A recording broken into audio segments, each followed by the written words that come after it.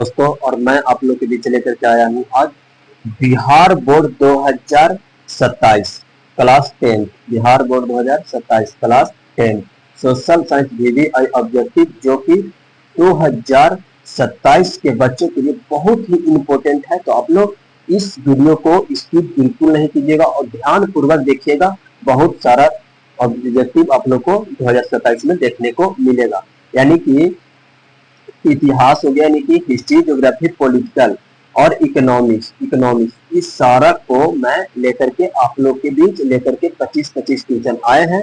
तो देखते हैं 25-25 क्वेश्चन यानी कि 100 क्वेश्चन मैं आप लोग के बीच करा रहा हूँ आज। 100 क्वेश्चन में से आप लोग कितना को जवाब देते हैं और देख लेते हैं, ठीक है। तो आइए मैं आप लोग के बीच चलते हैं। 25 क्वेश्चन इतिहास में। भारत छोड़ो आंदोलन शुरू हुआ। भारत छोड़ो आंदोलन शुरू कब हुआ था? भारत छोड़ो आंदोलन शुरू कब हुआ था? तो 1942 में। भारत छोड़ो आंदोलन कब शुरू हुआ था? 1942 में हुआ था। चंपारण सत्याग्रह किस वर्ष हुआ था? 1917 में हुआ था। चंपारण सत्याग्रह किस वर्ष हुआ था? 1917 में हुआ था, ठीक है। चंपारण सत्याग्रह कब हुआ था? 1917 में हुआ था। चंपारण सत्याग्रह कब हुआ था? 1917 में हुआ था। दांडी मार्च नेतृत्व, दांडी मार्च का नेतृत्व किसने किया? दांडी मार्च का नेतृत्व किसने किया? महात्मा गांधी ने किया था। किसने किया था? महात्मा गांधी ने किया था। अब क्वेश्चन नंबर 4 में देखते हैं, जलियांवाला बाग हत्याकांड अमृतसर। जलियांवाला बाग हत्याकांड कहाँ हुआ था? तो अमृतसर में हुआ था। कहाँ हुआ था? अमृतसर में हुआ था। तो भारत का पहला स्वतंत्रता संग्राम कब हुआ? भारत का पहला स्वतंत्रता संग्राम 1857 में। भारत का पहला स्वतंत्रता संग्राम कब? 1857 में हुआ था। 1857 में हुआ था। भारत का पहला स्वतंत्रता संग्राम 1857 में हुआ था। साइमन कमीशन आप लोग को याद होगा 1928 में। साइमन कमीशन 1928 में होता। कब होता? 1928 में। साइमन कमीशन कब होता? 1928 में हुआ था। असहयोग आंदोलन, असहयोग आंदोलन शुरू कब हुआ? असहयोग आंदोलन कब शुरू हुआ? तो 1920 में असहयोग आंदोलन हुआ था। आप लोग को ध्यान देना है। भारतीय राष्ट्रीय कांग्रेस की स्थापना 1885 में। भारतीय राष्ट्रीय कांग्रेस की स्थापना कब हुआ? 1885 में। अगला क्वेश्चन देखते हैं, कांग्रेस के प्रथम अध्यक्ष कौन थे? W C Banerjee. कांग्रेस के प्रथम अध्यक्ष कौन थे? डब्ल्यू सी बनर्जी थे। भारत के अंतिम वायसराय लॉर्ड माउंटबेटन। भारत के अंतिम वायसराय कौन थे? लॉर्ड माउंटबेटन, ठीक है। भारत स्वतंत्रता, भारत स्वतंत्र कब हुआ? मतलब भारत स्वतंत्र, भारत आजाद कब हुआ? 15 अगस्त 1947 को, ठीक है। और संविधान दिवस कब मनाया जाता है? आप लोग को तो पता होगा। तो चलिए कमेंट में दीजिएगा इसका जवाब, लास्ट में बता दूंगा। संविधान सभा के अध्यक्ष कौन थे? डॉक्टर राजेंद्र प्रसाद। डॉक्टर राजेंद्र प्रसाद। संविधान सभा के अध्यक्ष कौन थे? डॉक्टर राजेंद्र प्रसाद थे, ठीक है। नमक कानून, नमक मतलब नमक वही, नमक सत्याग्रह कब हुआ? नमक कानून, नमक सत्याग्रह कब हुआ था? नमक सत्याग्रह कब हुआ था? 1930 में हुआ था और गांधी जी के द्वारा चलाया गया था, ठीक है। स्वदेशी आंदोलन किस के विरुद्ध में हुआ? स्वदेशी आंदोलन किसके विरुद्ध में हुआ था? आप लोग बताइएगा, स्वदेशी आंदोलन किसके विरुद्ध में हुआ था? तो बंगाल विभाजन के विरुद्ध में। किसके विरुद्ध में हुआ था? विरोध में, बंगाल विभाजन के विरोध में हुआ था। तो क्या लिखा हुआ? स्वदेशी आंदोलन किसके विरोध में हुआ था? बंगाल विभाजन, ठीक है। थोड़ा सा आप लोग ध्यान से देखिएगा और समझिएगा, ताकि 2027 में आप लोग के बीच कोई दिक्कत होने वाला नहीं है।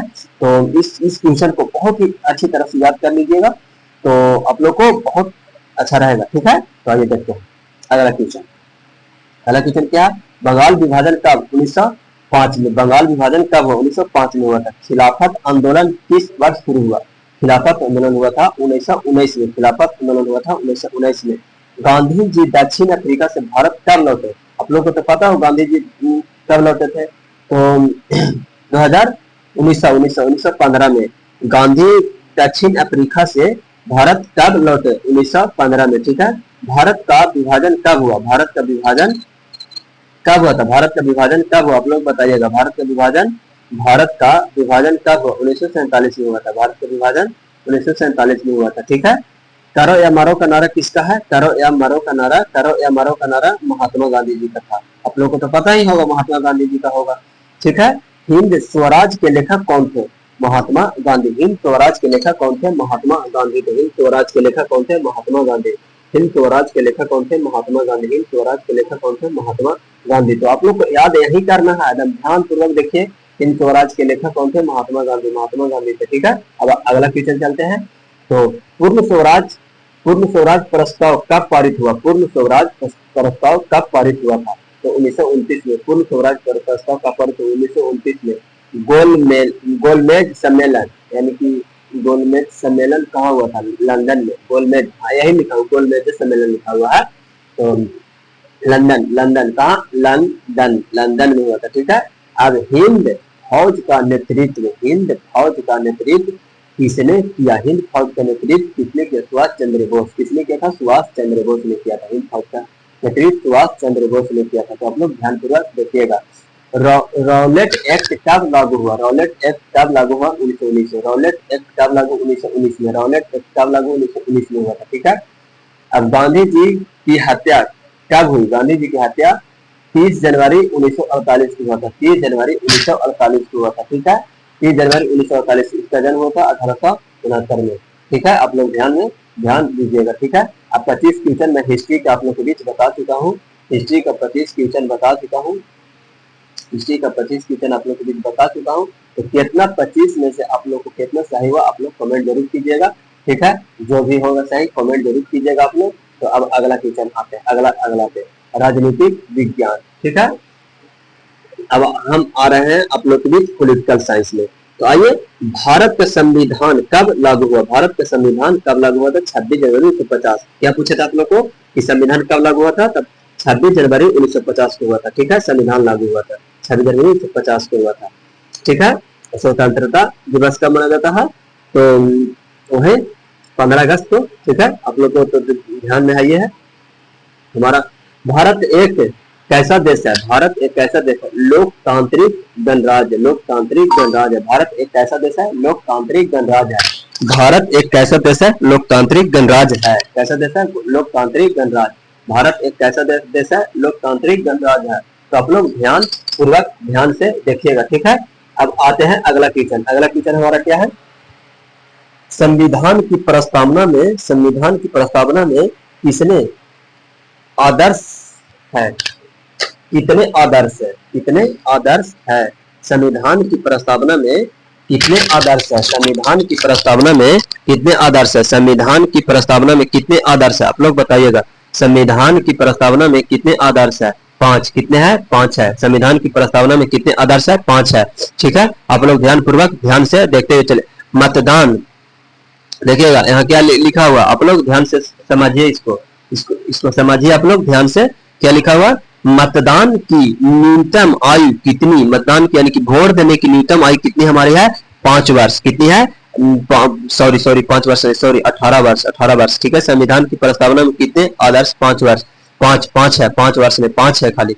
ठीक है। सॉरी, इसके लिए मिस्टेक मैं कर रहा हूं, तो थोड़ा सा इसको सुधारने का प्रयास मैं करना बहुत जरूरी कर लूंगा। ठीक है। मतदान यानी कि वोट देने का अधिकार हमारे पास कितने दिन पे होता है? 18 वर्ष के बाद होता है। ठीक है। आइए, अब अगला क्वेश्चन क्या हमारा है? भारतीय संविधान के कितने सदन हैं? भारतीय संविधान के कितने सदन है? 2। भारतीय संविधान के कितने सदन है? 2। लोकसभा का कार्यकाल कितना है? लोकसभा का कार्यकाल 5 वर्ष। लोकसभा का कार्यकाल कितना? 5 वर्ष है। ठीक है। आइए अगला क्वेश्चन देखते हैं। राज्यसभा अस्थायी सदन है। राज्यसभा अस्थायी सदन है। राज्यसभा अस्थायी सदन है।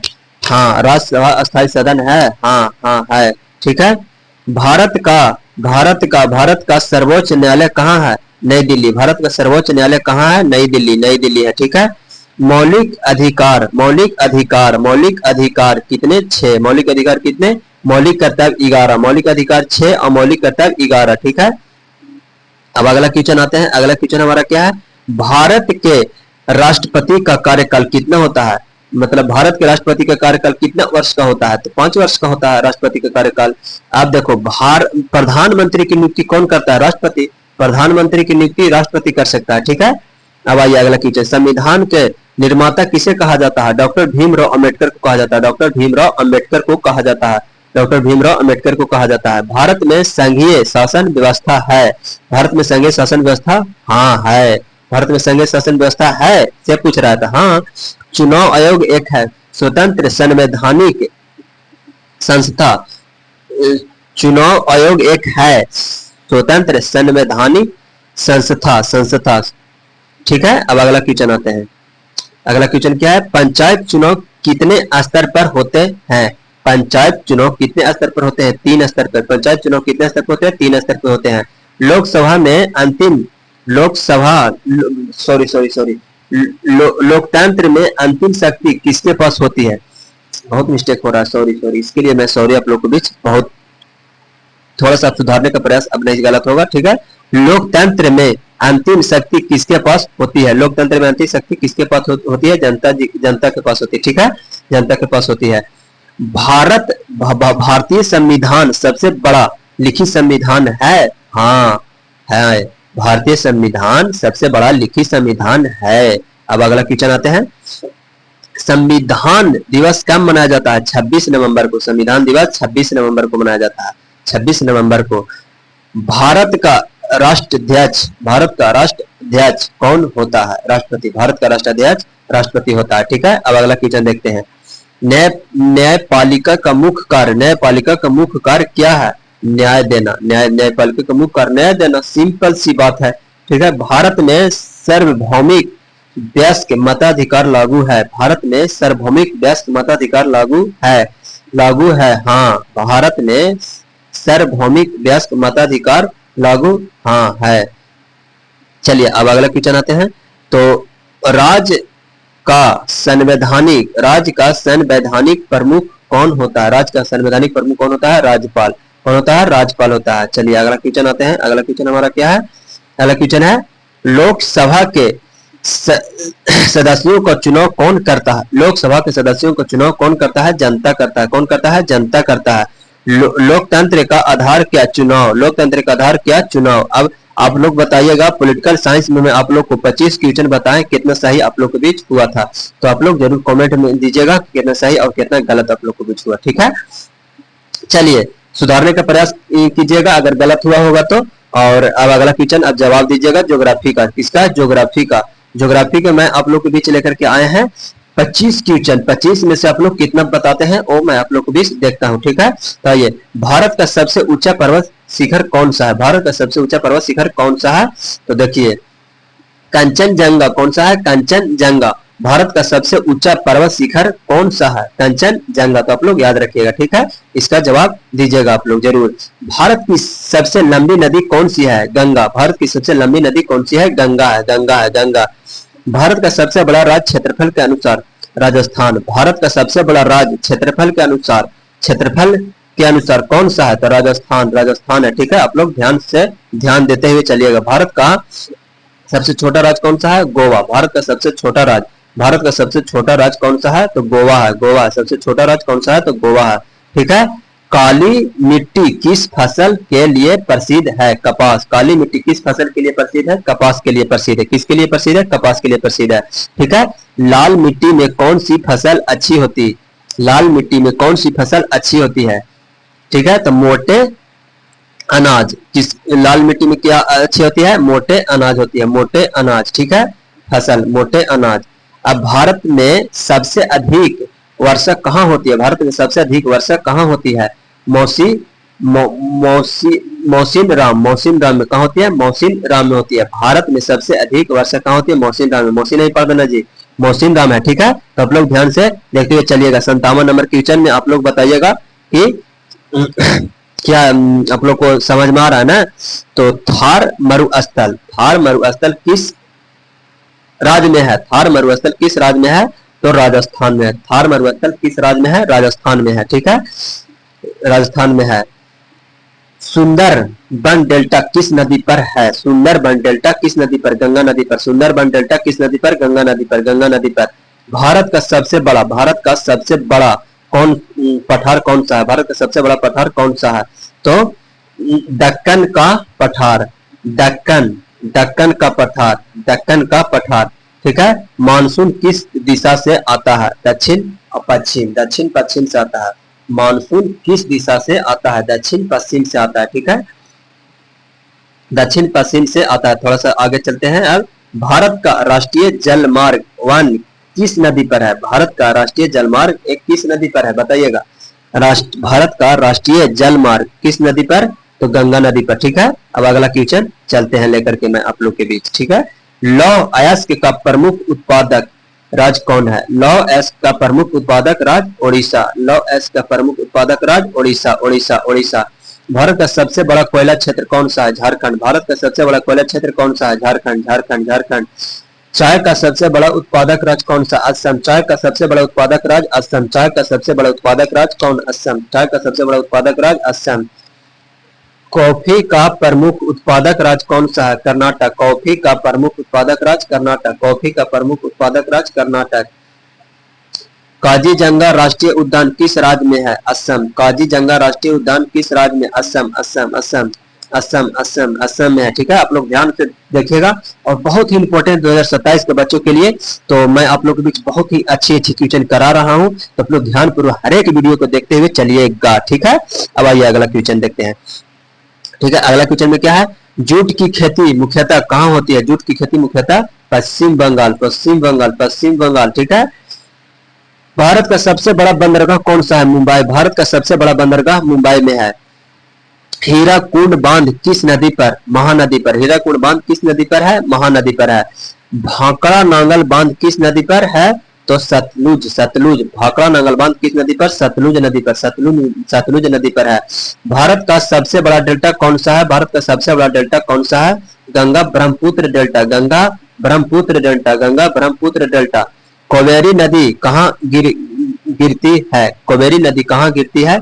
तो बंगाल की खाड़ी में। कावेरी, कावेरी नदी कहाँ गिरती है? बंगाल की खाड़ी में, बंगाल की खाड़ी में। भारत का दक्षिणी छोर कौन सा है?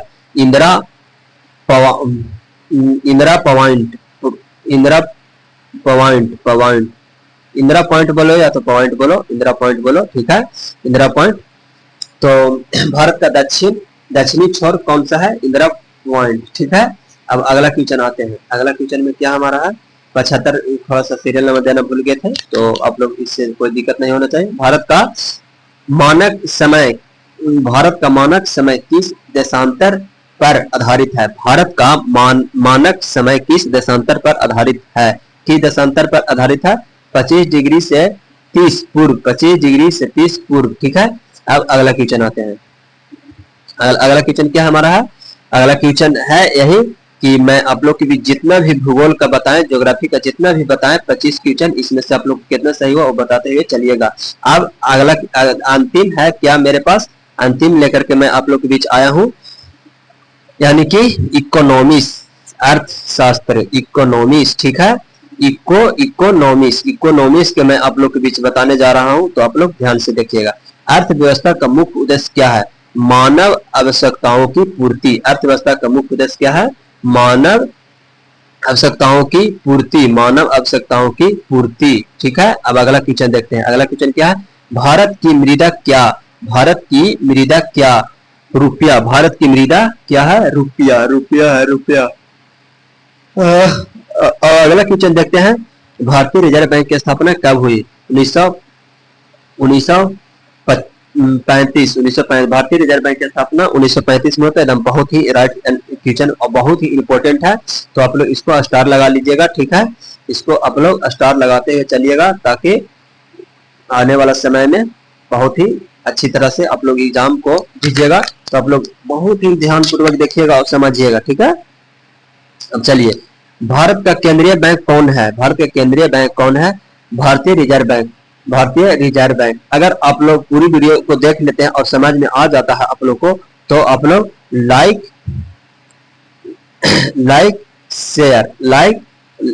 शेयर और कमेंट जरूर कीजिएगा। लाइक शेयर और कमेंट जरूर कीजिएगा और सब्सक्राइब करना आप लोग चैनल को नहीं भूलिएगा। अगर सब्सक्राइब आप लोग करके रखते हैं तो बेल आइकन को दबाना भी नहीं भूलिएगा, और जितने भी मैं वीडियो सबसे पहले डालूंगा आप लोग के बीच चले जाएगा। ठीक है, तो आइए अब अगले क्वेश्चन देखते हैं। बैंक में जमा धन पर क्या मिलता है? बैंक में जमा धन पर क्या मिलता है? ब्याज। बैंक में जमा धन पर क्या मिलता है? ब्याज। राष्ट्रीय आय का प्रमुख स्रोत क्या है? उत्पादन। राष्ट्रीय आय का प्रमुख स्रोत क्या है? उत्पादन। राष्ट्रीय आय का प्रमुख स्रोत क्या है? उत्पादन है, उत्पादन है। ठीक है, अब अगला क्वेश्चन देखते हैं। गरीबी रेखा का निर्धारण किस आधार पर होता है? किस आधार पर? आय एवं आय एवं उपभोग पर होता है गरीबी रेखा का निर्धारण। अब अगला क्वेश्चन देखते हैं। बेरोजगारी का अर्थ क्या है? काम की इच्छा और योग्यता। बेरोजगारी का अर्थ क्या है? काम की इच्छा और योग्यता। प्राथमिक क्षेत्र में क्या शामिल? कृषि। प्राथमिक क्षेत्र में क्या शामिल? कृषि। द्वितीय क्षेत्र में क्या शामिल? उद्योग। द्वितीय क्षेत्र में क्या शामिल? उद्योग है, उद्योग। तृतीय क्षेत्र में क्या शामिल? तृतीय क्षेत्र में सेवाएं। तृतीय क्षेत्र में क्या शामिल? सेवाएं। ठीक है। जीडीपी का पूरा नाम सकल घरेलू उत्पादक। सकल घरेलू उत्पाद। तो आप लोग ध्यान से पढ़ते हुए चलिएगा। ठीक है। मुद्रा का मुख्य कार्य क्या है? विनिमय का माध्यम। माध्यम। विनिमय का माध्यम। मुद्रा का मुख्य कार्य। मुद्रा का मुख्य कार्य विनिमय का माध्यम। माध्यम। ठीक है। उपभोक्ता कौन होता है? वस्तु या सेवा का उपयोग करने वाला। ठीक है। वस्तु या सेवा का उपयोग करने वाला। वस्तु या सेवा का उपयोग करने वाला उपभोक्ता कहलाता है। मांग का नियम किससे संबंधित है? कीमत और मांग। मांग का नियम किससे संबंधित है? कीमत और मांग से संबंधित है। ठीक है। भारत में सबसे अधिक रोजगार किस क्षेत्र में मिलता है? भारत में सबसे अधिक रोजगार किस क्षेत्र में मिलता है? तो कृषि। रोजगार किस क्षेत्र में मिलता है? कृषि। भारत में सबसे अधिक रोजगार किस क्षेत्र में मिलता है? कृषि। कृषि में मिलता है। कृषि। कृषि। आप लोग ध्यान से चलिएगा। ठीक है। ध्यान देते हुए चलिएगा। स्वयं सहायता समूह का मुख्य उद्देश्य क्या है? बचत और ऋण। बचत और ऋण। ठीक है। बचत और ऋण। तो अब आप लोग के बीच बैंक ऋण क्यों देते हैं? आर्थिक गतिविधियों के लिए। आर्थिक गतिविधियों के लिए बैंक ऋण देती है। ठीक है। मुद्रा स्फीति। मुद्रास्फीति का अर्थ क्या है? कीमतों में वृद्धि। मुद्रास्फीति में वृद्धि। मुद्रास्फीति का अर्थ क्या है? कीमतों में वृद्धि। कीमतों में वृद्धि। मुद्रास्फीति का अर्थ क्या है? कीमतों में वृद्धि। कीमतों में वृद्धि है। ठीक है। विदेशी व्यापार किसके विरुद्ध?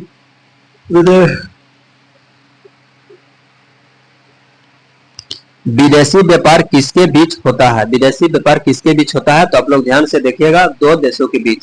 विदेशी व्यापार किसके बीच होता है? दो देशों के बीच होता है। तो अब आप लोग के बीच लेकर के मैं आया है। निर्यात का अर्थ क्या है? विदेश में वस्तु बेचना। निर्यात का अर्थ क्या है? विदेश में वस्तु बेचना। ठीक है। अब अगला क्वेश्चन आते हैं। आयात का अर्थ क्या है? विदेश से वस्तु खरीदना। विदेश से वस्तु खरीदना। अब आगे चलते हैं। मानव पूंजी का मुख्य आधार क्या है? शिक्षा। मानव पूंजी का मुख्य आधार क्या है? शिक्षा है। शिक्षा। विकास का सबसे महत्वपूर्ण संकेत क्या है? मानव विकास का सबसे महत्वपूर्ण संकेत मानव विकास। मानव विकास। मानव विकास है। मानव विकास है। चलिए अगला क्वेश्चन देखते हैं। भारत में योजना आयोग का स्थान किस संस्था ने किया? किस संस्था ने लिया? किस संस्था ने लिया? भारत योजना आयोग का स्थान किस संस्था ने लिया? किस संस्था ने लिया? तो बताइएगा। नीति आयोग। नीति आयोग ने लिया था। नीति आयोग ने लिया था। आप लोग बताइएगा फटाफट। 100 क्वेश्चन में टोटल आप लोग बीच कराएं तो आप लोग को कितना सही हुआ? तो कितना सही हुआ और कितना गलत हुआ आप लोग जरूर कमेंट में दीजिएगा। और अगर वीडियो अच्छा लगा तो लाइक शेयर और कमेंट जरूर कीजिएगा। लाइक शेयर रुकना नहीं चाहिए। लाइक शेयर और कमेंट जरूर कीजिएगा आप लोग। तो बताइए आप लोग को वीडियो कैसा लगा, और अच्छा लगा तो सब्सक्राइब और लाइक शेयर कमेंट जरूर कीजिएगा। इस वीडियो को अधिक से अधिक बच्चों के पास पहुंचाए ताकि अगला भी बच्चा देख सके। और मैं आप लोग के बीच इतना आज कराया हूं। तो अब अगला क्वेश्चन, अब अगला मतलब वीडियो आने वाला है। तो इस वीडियो को बहुत ही अच्छी तरह से देखिएगा। दोबारा देख करके याद कर लीजिएगा। 2027 के बच्चों के लिए बहुत ही इंपॉर्टेंट वीडियो है। ठीक है। आज के लिए इतना ही। धन्यवाद।